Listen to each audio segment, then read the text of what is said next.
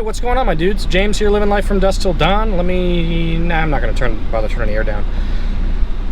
I don't know if that's coming through. Anyways, today we are doing a upgrade-ish, kind of, for the Mazdaspeed. It's more of a comparison, because I've already done this once. Anyways, as you've seen in the thumbnail, I'm testing out a couple of blow-off valves. So we have the stock blow-off valve that we have used and driven with a long time, about a year, and then I ended up getting a Dual VTA, dual vent to atmosphere blow-off valve from this company right here, or actually here, this one, and they make a good product. You know, it's a blow-off valve, but this one gives me a little bit more of the blow-off noises as you hear over stock, because you have 50% of the recirc, or 50% of the air that is in the charged portion following the turbo is being vented off to the atmosphere instead of being recirced back to the inlet. So it makes a nice little whooshy noise. But today I have a different blow-off valve. I have a friend who also has a Mazdaspeed 3, and I wanted to have a little bit of fun and be able to hear the difference between some of them. So he gave me this blow-off valve from this company right here, and I am holding it in my hand. So this is the Turbosmart Kompact adjustable blow-off valve. Now this one is adjustable because it's got a spring adjuster in here, so I can change the amount of vent to atmosphere that I want. The only thing you're actually changing with this spring pressure is at what pressure the blow-off valve actually lifts at. It has nothing to do with the sound. For those of you that have seen the video on my blow-off valve install before, it's the exact same thing. It's two, I think it's 10mm bolts that are holding the old one on, along with the hose clamp itself. So undo the clamp, pull the turbo, return line, whatever, pipe off of the blow-off valve, pull the blow-off valve off of the intake. If you have a stock car, it's mounted to the top-mounted intercooler. If you do not, well, just pull it off.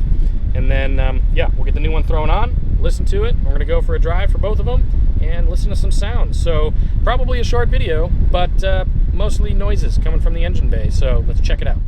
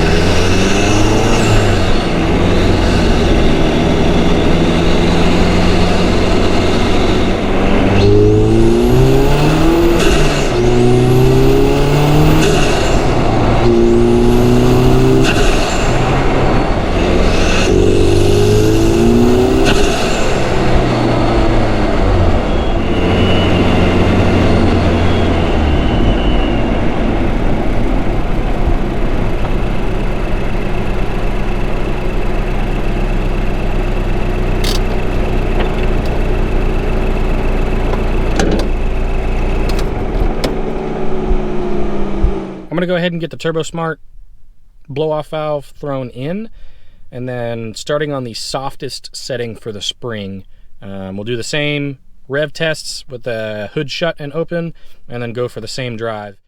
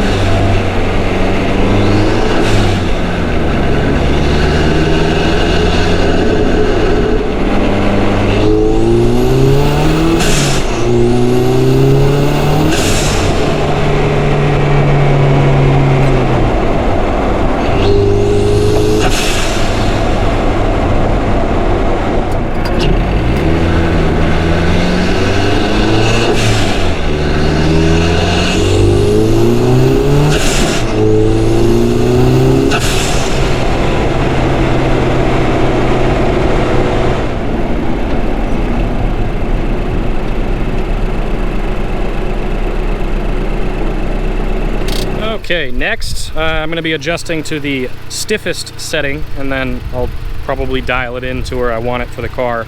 I got to figure out how to tune it. Basically, your blow-off valve tuning is just as important as doing engine tuning when it comes to making sure that your car does what it's supposed to do.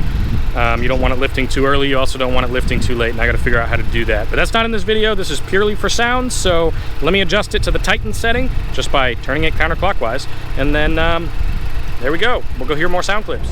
So right off the rip, there's not a whole lot of a difference that I can tell just with my ears inside of the car between the hardest or the stiffest and softest settings for the blow-off valve, but I will say that it lifts at a later date, or it lifts at a later period after I release. It takes a little bit longer in order to lift, and it's also not as loud. So because of that, I may end up just running more towards the soft end, but I don't know, we'll see. So let's see how it sounds on the road.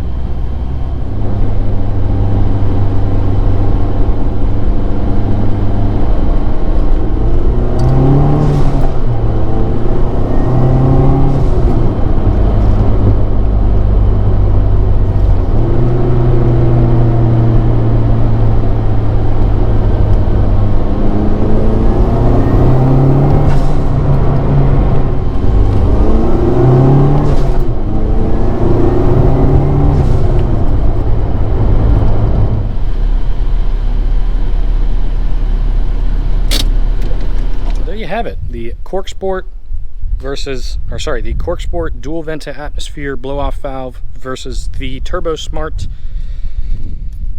something, the Turbosmart Kompact. And I will say I'm actually really happy with the Turbosmart. The biggest complaint that I had about the CorkSport is the little whistle that it would do, because it would open very early, and so it would have this little sneeze every single time that I would give it a slight amount of boost and then let off, and I can't hear that with this one. So that's a positive, and I like the adjustability. I don't know if you necessarily need it, but I do like it, so I'm probably going to stick with a setting somewhere in the middle until I figure out how to do that tuning. And if you guys care to see a video on how to tune your blow-off valve, then let me know and I will figure out how to do it, and I will show you. So yeah, with that, I hope you've enjoyed, and I'll see you in the next video. Catch you next time, and don't forget to live from dusk till dawn, my dudes.